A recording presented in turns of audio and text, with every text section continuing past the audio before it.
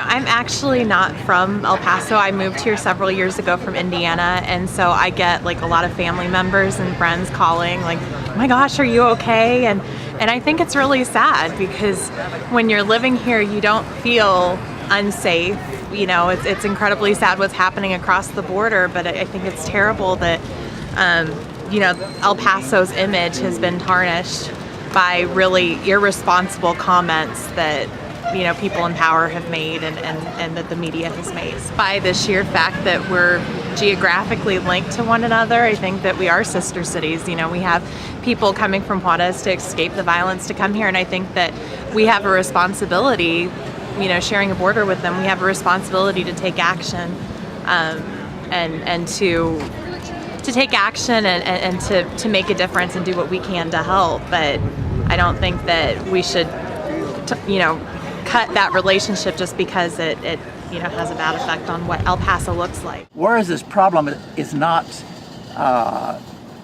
it's not the Mexican people's problem. It's the drug cartels' problem. And once we get rid of the drug cartels, you can go back to Mexico and have a wonderful time. I used to go over there all the time. I used to have a great time in Mexico. And I loved the music, and I loved going over there, and I loved the people's attitude, and it was a wonderful environment.